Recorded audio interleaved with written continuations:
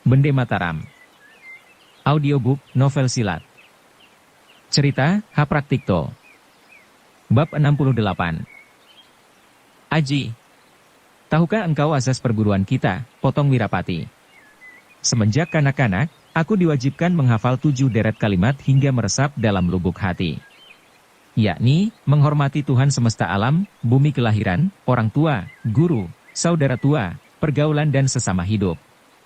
Mengapa selain Tuhan, bumi kelahiran, orang tua, guru dan saudara tua, aku diharuskan menghormati pergaulan dan sesama hidup pula? Karena sekalian satwa alam ini adalah ayat Tuhan itu sendiri. Gagakseta adalah seorang dari angkatan tua yang setaraf dengan kakak gurumu. Hanya bertemu saja dengan dia, sesungguhnya merupakan suatu kehormatan besar. Apalagi sampai menurunkan suatu ilmu. Apabila engkau tidak berkenan dalam hatinya, meskipun engkau lahir sampai 7 kali, takkan orang tua itu demikian murah hati terhadapmu. Karena itu, di kemudian hari apabila engkau dapat bertemu kembali dengan dia, sampaikan pula hormatku kepadanya. Hendaklah engkau menekuni ilmu warisannya dengan sungguh-sungguh. Dengan demikian, kau tak mensia-siakan jerih payahnya. Aku sendiri berharap, mudah-mudahan engkau bisa mengambil manfaatnya, sehingga di kemudian hari engkau bisa menciptakan suatu ilmu gabungan antara ilmu perguruanku dan ajarannya. Syukur pula, apabila engkau bisa mengambil sari-sari ilmu gurumu Jaga Saradenta. Karena gurumu sesungguhnya adalah murid almarhum Kiai Haji Lukman Hakim. Betapa gembira hati Sang Haji, tak terperikan mendengar ucapan gurunya. Gurunya ternyata tiada bersakit hati atau menyesali. Tapi bahkan menganjurkan pula. Inilah di luar dugaannya. Sesungguhnya apabila dia seorang pemuda yang encer otaknya, mestinya sudah dapat menebak keadaan hati gurunya semenjak tadi. Sebab apabila gurunya tiada menyetujui, pastilah dia akan kena tegur, tatkala habis bertempur melawan Pringgasakti.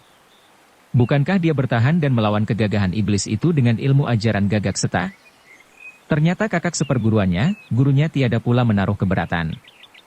Bahkan tiba-tiba ikut berkata, Sang Haji, kulihat gerakanmu masih menemukan suatu rintangan tertentu. Tunggulah sampai engkau menghadap kakek gurumu. Siapa tahu, engkau bisa memperoleh suatu petunjuk-petunjuk yang berharga. Arah perjalanan mereka kini berubah lagi. Tepat bersamaan dengan tenggelamnya matahari, mereka menghadap ke arah barat daya. Sang Haji mengikuti guru dan pamannya tanpa minta keterangan. Seluruh hatinya benar-benar takluk kepada keluhuran budi mereka berdua. Pada suatu desa, mereka berhenti mengisi perut di sebuah kedai. Memang semenjak pagi hari tadi, mereka hampir melalaikan kepentingan jasmaninya.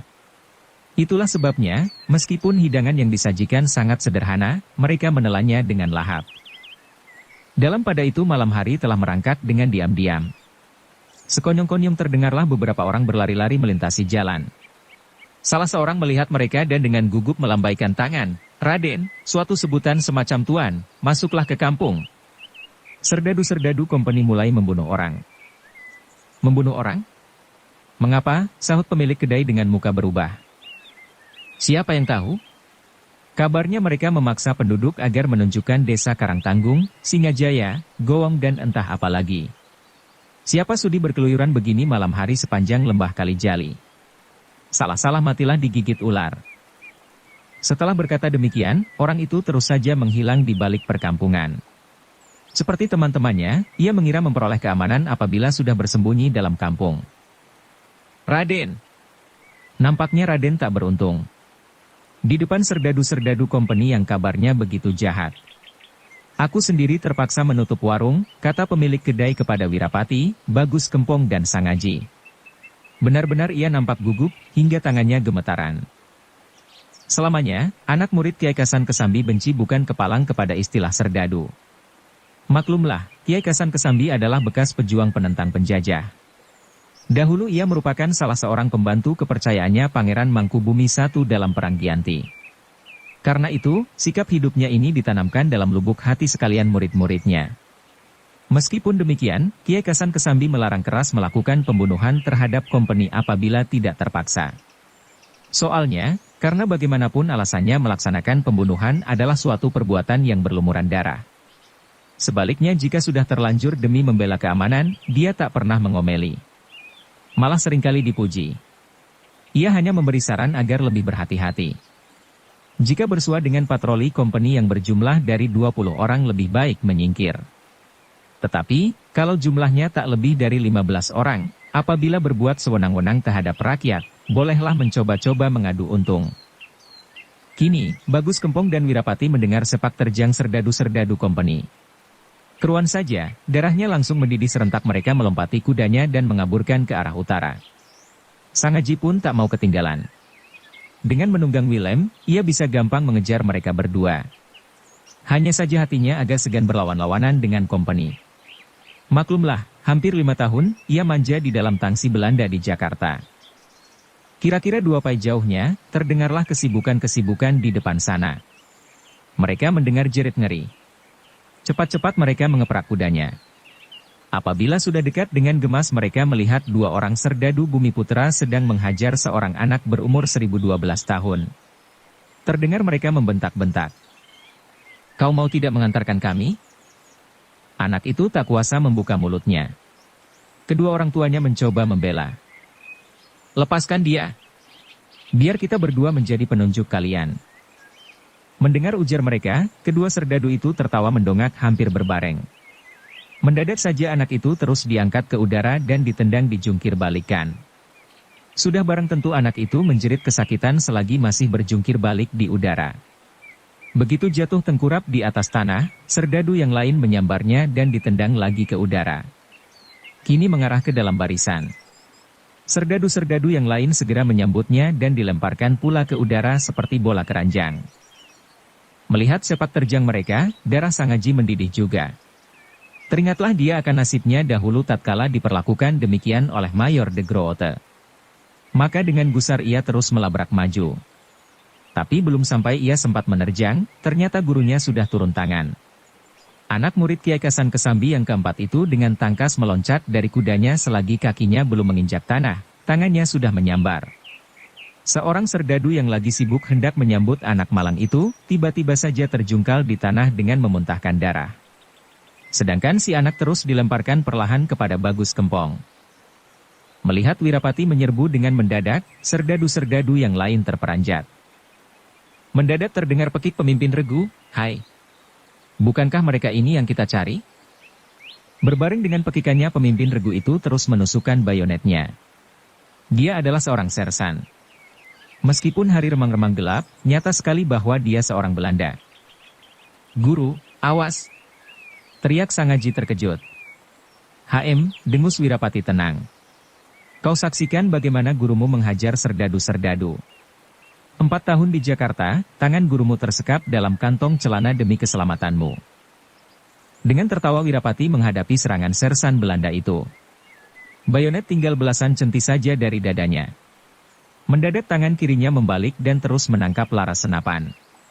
Berbareng dengan itu, tangannya menyodok. Laras senapan yang berbayonet itu membalik 180 derajat oleh tepukan tenaga dorong. Belum lagi sersan itu sadar akan artinya, dadanya tertembus bayonetnya sendiri. Dengan sekali menjerit ia terjungkal di tanah tanpa berkutik lagi. Menyaksikan ketangkasan Wirapati, serdadu-serdadu lainnya berteriak-teriak menyerbu rapat. Mereka bersenjatakan pedang dan tombak. Nyata sekali, bahwa dalam suatu patroli hanya serdadu bangsa Belanda saja yang bersenjatakan senapan. Lainnya yang berbangsa Bumiputra hanya bersenjatakan pedang panjang, tombak atau penggada. Tanpa bicara lagi, Sang Aji terus meloncat turun dari kudanya. Cepat ia rebut pedang salah seorang serdadu. Dengan tenaga sakti ilmu kumayang jati, ia memutar pedang itu secepat kitiran. 2 kali ia membabat dan 2 serdadu kena tebas. Melihat gelagat buruk, serdadu-serdadu yang lain terus melarikan diri dengan tunggang langgang. Lari mereka berpencaran. Meskipun demikian, mereka masih sempat pula melampiaskan dendamnya pada rakyat yang tadi dipaksa keluar dari rumah. Karena itu, banyak di antara penduduk yang kena tikaman pedang atau kemplang penggada. Sehingga suara jerit ketakutan dan kesakitan mengiang ke udara. Bagus Kempong yang lagi menolong si anak, mendidih darahnya melihat sepak terjang begundal-begundal kompeni Belanda. Dengan berteriak nyaring ia berkata, "Jangan biarkan mereka lari berpencaran." Berbareng dengan teriaknya, ia lari melesat ke jurusan barat menghadang 4 serdadu. Sekali bergerak, keempat serdadu itu jatuh berdeburan di atas tanah. Maklumlah, mereka tiada memiliki suatu kepandaian yang berarti. Bagi Bagus Kempong merupakan makanan empuk belaka. Dalam pada itu, Sang Aji berkelahi pula dengan penuh semangat. Hatinya tidak segan-segan lagi melabrak sekalian serdadu, karena gemas menyaksikan kekejaman menghajar seorang anak. Dengan pedang rampasannya ia merangsek.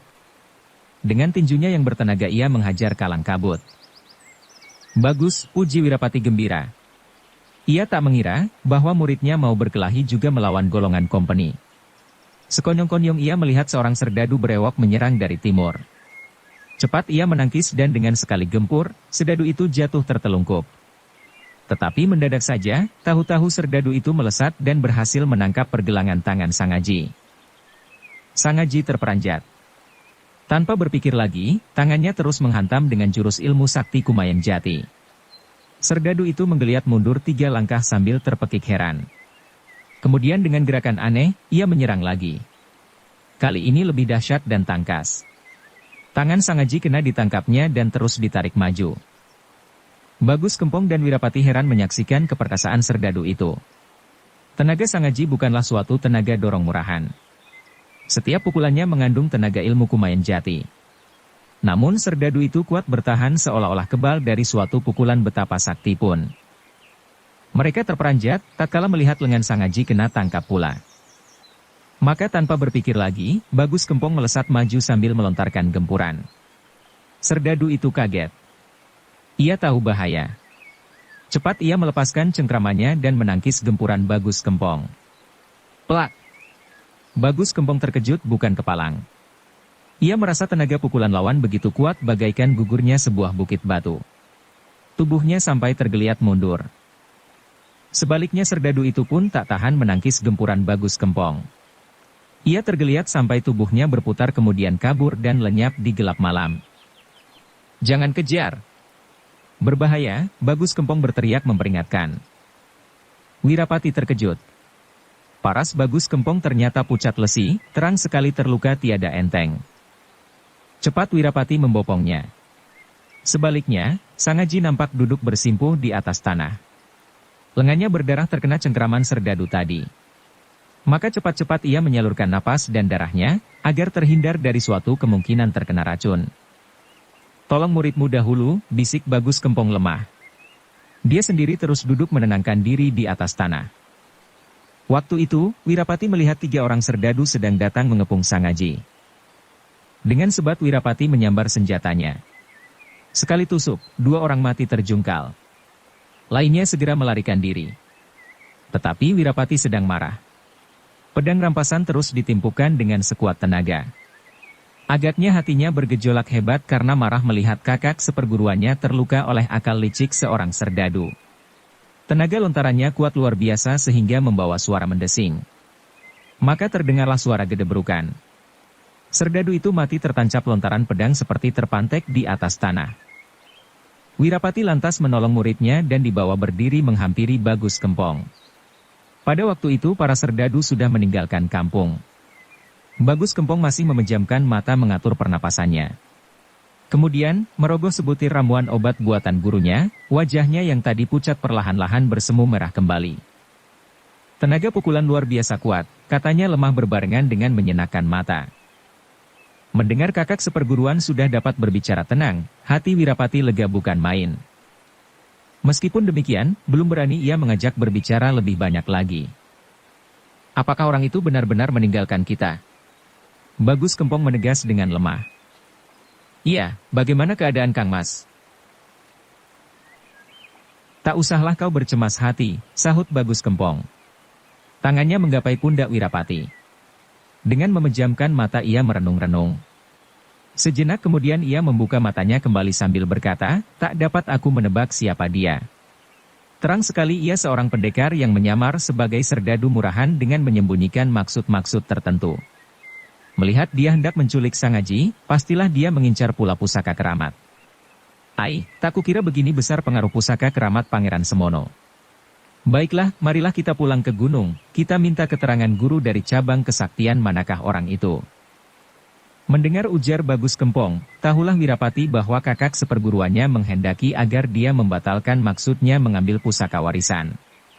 Mengingat di antara mereka yang memperebutkan pusaka sakti terdapat orang-orang sakti. Sedangkan kakak seperguruannya terluka pula, maka ia menerima baik saran itu. Cepat ia memapah Bagus Kempong dan dengan hati-hati didudukan di atas pelana kuda. Ia sendiri terus melompat naik di belakangnya. Dengan demikian, ia dapat memeluk tubuh kakak seperguruannya. Sangaji sendiri tak perlu memperoleh bantuan. Pemuda itu sudah bisa menguasai diri. Meskipun demikian, Wirapati minta keterangan kepadanya, "Sangaji, bagaimana dengan lukamu?" Dengan menggelengkan kepala Sangaji menjawab, "Hanya luka tak berarti. Anehnya tubuhku merasa jadi panas." Mereka menderapkan kudanya perlahan-lahan menuju ke timur kembali. Sampai di desa Salatiang mereka berhenti di sebuah gardu penjagaan. Khawatir sisa serdadu-serdadu tadi masih berusaha mengejarnya, maka Wirapati menutup pintu gardu dengan selembar sarung. Setelah itu ia mendampingi kakak seperguruannya mengatur tata napas. Sekali-kali ia meraba kening muridnya pula yang berubah menjadi panas seperti seseorang terserang penyakit demam. Menjelang tengah malam, Bagus Kempong sudah pulih sebagian tenaganya. Ia berjalan mondar-mandir melemaskan urat tulangnya. Kemudian berkata, "Wirapati, adikku. Selama hidupku kecuali guru belum pernah ku ketemukan seorang jago seperkasa orang tadi." Wirapati mendengarkan kata-kata kakak seperguruannya dengan cermat. Tapi sewaktu ia menggempur serdadu itu, nampaknya begitu lemah. Dengan sekali gempur, ternyata ia rebah. Setelah dipikir-pikir pulang balik, sadarlah dia bahwa orang itu sebenarnya hanya berpura-pura untuk mengincar mangsa yang dikehendaki. Merasa berhasil mengungkap mangsa yang dihendaki, dengan mati-matian ia mencoba hendak mempertahankan. Sayang sekali baik Wirapati, Sangaji maupun Bagus Kempong tidak begitu mengamat-amati bentuk tampangnya.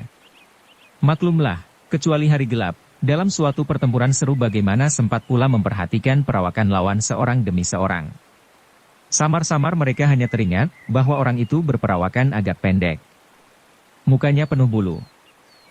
Diam-diam dia berpikir dalam hati. Kang Mas Bagus Kempong lebih kuat daripadaku, meskipun demikian kena dilukai.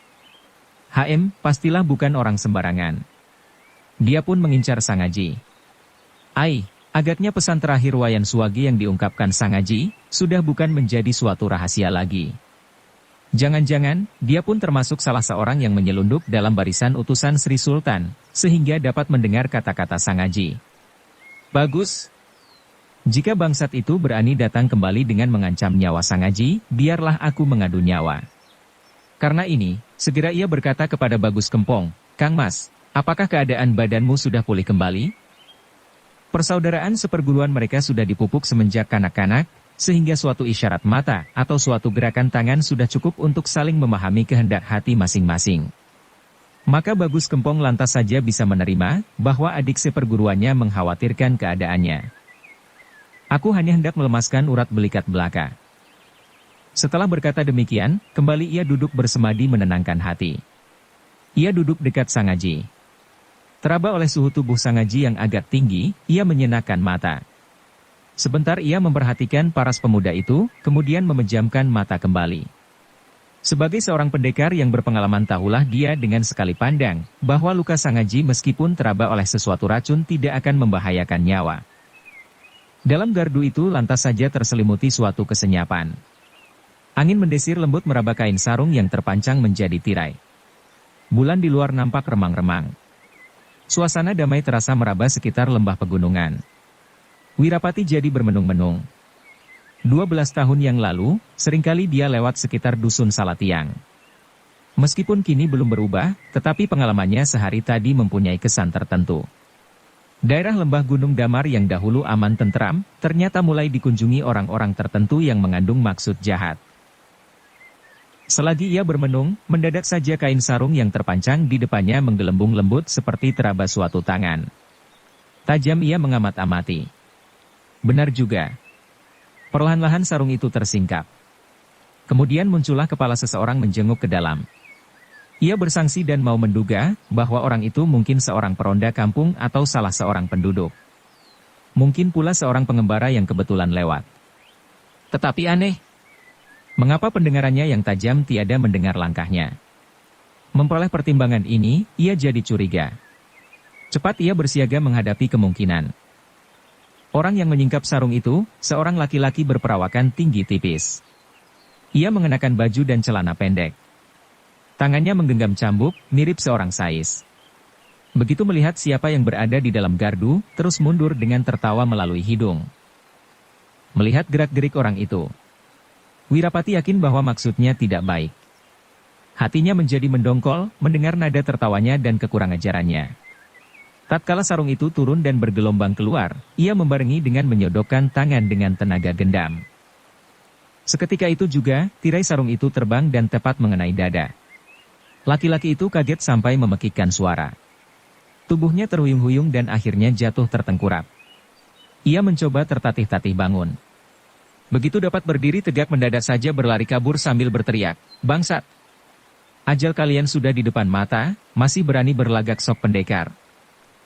Bagus Kempong sudah tentu mengetahui peristiwa itu, tetapi dia tetap tak bergerak dari tempatnya. Sebaliknya Wirapati terus berkata kepadanya, "Sejiwan sudah berada di depan. Apakah kita tidak berangkat saja?" "Tidak," sahut Bagus Kempong cepat dan tegas. "Malam ini biarpun badai turun dengan dahsyat, kita tak perlu meninggalkan tempat ini. Esok pagi biarlah kita berangkat bersama dengan merangkaknya matahari." Mendengar kata-kata Bagus Kempong, Wirapati dengan cepat dapat memahami. Semangat keperwiraannya lantas saja berkobar-kobar. Katanya bergelora, "Ya, benar. Jarak perjalanan ke Sejiwan tinggal 6-7 pai. Betapapun kita berdua tak becus menghadapi mereka, masa harus merosotkan papan nama perguruan. Masakan di kaki Gunung Damar, kita masih menempuh perjalanan pada malam hari untuk menghindari mereka?" Bagus Kempong berdehem. Jejak kita terang sudah ketahuan orang-orang tertentu. Biarlah mereka menyaksikan bagaimana cara murid Kiai Kasan Kesambi menghadapi ajalnya. Sang Haji mendengarkan ucapan guru dan pamannya dengan jelas. Gurunya sama sekali tiada menyinggung dirinya. Pamannya pun demikian, seolah-olah dia tidak termasuk hitungan. Di sini ternyata, bahwa guru dan pamannya tak menginginkan dia terlibat dalam kesukaran. Bahkan mereka bersiap sedia, mengorbankan nyawa bila perlu demi menjaga keselamatan dirinya. Tetapi bagaimana dia mau diperlakukan demikian? Meskipun dia tahu maksud baik guru dan pamannya, tetapi diam-diam ia sudah mengambil keputusan, jika orang semalam datang kembali mengganggu guru dan paman karena menginginkan diriku, biarlah aku mengadu nyawa. Keesokan harinya, mereka melanjutkan perjalanan. Waktu itu matahari telah sepenggalah tingginya. Angin meniup sejuk membawa hawa pegunungan. Mereka meneruskan perjalanan dengan berkendaraan kuda. Bagus Kempong tak membutuhkan bantuan tenaga Wirapati, meskipun kesehatan dan tenaganya belum pulih seperti sedia kala. Itulah sebabnya pula, kudanya hanya dibiarkan berjalan perlahan-lahan. Baru saja melampaui 2 pai, mereka telah disusul satu rombongan berkuda. Tidak jauh di sana, kira-kira 100 langkah di depan mereka berdiri 4 penumpang kuda pula yang bersiaga menghadang di tepi jalan. Dengan demikian, mereka terjepit dari belakang dan depan. Dengan sikap tak memedulikan, Bagus Kempong lewat di depan mereka. Sedangkan Wirapati menjajari di sampingnya dengan waspada. Mereka yang menghadang ternyata terdiri dari seorang kakek, seorang wanita muda yang cantik dan 2 perwira yang mengenakan pakaian seragam. Wanita muda itu memegang pedang panjang dan dengan isyarat mata ia memberi perintah kepada si kakek agar menghadang dengan melintangkan kudanya. Kedua perwira yang mendampingi ikut pula melintangkan kudanya sambil tersenyum-senyum merendahkan. Wirapati terus saja lari mendahului Bagus Kempong, sedangkan Sang Haji menjaga di belakang. Dengan menahan gejolak hati, Wirapati memberi hormat dari atas kudanya. Kemudian menyapa, "Terimalah hormat kami berdua. Bagus Kempong dan Wirapati anak murid Kiai Kasan Kesambi. Tuan-tuan telah mengunjungi daerah kami dan ternyata kami lalai mengadakan penyambutan. Untuk kelalaian kami harap dimaafkan. Sekiranya tuan-tuan berlapang dada, dapatkah kami mengetahui nama-nama tuan yang mulia?" Wanita muda itu hanya tersenyum belaka sebagai balasan. Sedangkan kedua perwira yang mendampingi, meludah ke tanah. Kemudian si kakek yang berambut gimbal membalas dengan kasar.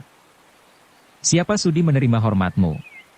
Cukup serahkan saja bocah itu dan kami takkan mempersulit kalian berdua. Bocah ini adalah murid kami. Dan kami adalah murid Kiai Kasan Kesambi. Biarlah beliau yang memutuskan. Lagi pula apakah keuntungannya Tuan membawa murid kami? Sekiranya Tuan membutuhkan petunjuk atau keterangan tentang tempat-tempat yang Tuan kehendaki, lebih berhasil apabila membawa kami berdua, sahut Wirapati yang dengan menahan marah. Tetapi di dalam hati dia sibuk menimbang-nimbang, terang sekali mereka mencari perkara. Sang Haji hendak dibawanya supaya bisa dipaksanya menunjukkan pusaka warisan. Kang Mas Bagus Kempong menderita luka tak enteng. Tetapi masa aku harus menyerah mentah-mentah di daerahku sendiri? Tengah dia sibuk menimbang-nimbang, kakek itu berkata dengan nada merendahkan. Pikirlah masak. Kakakmu seperguruan terluka berat. Bocah itu pun kurang sehat. Tinggal kau seorang diri. Masa kamu mampu melawan kami? Apakah kamu akan mengadu jumlah banyak? Wirapati tak sabar lagi. Dengan pandang tajam ia melepaskan kata-kata tajam pula. Bagus. Telah lama aku mendengar kabar, bahwa murid-murid Kiai Kasan Kesambi tak gampang-gampang bisa diruntuhkan. Pagi ini biarlah kita mencoba-coba, seru kakek itu sambil mencabut tongkat galih pohon jambe. Tongkat itu bentuknya sederhana tetapi berkepala ular dan terus diputar-putar sehingga mengeluarkan suara berdesing.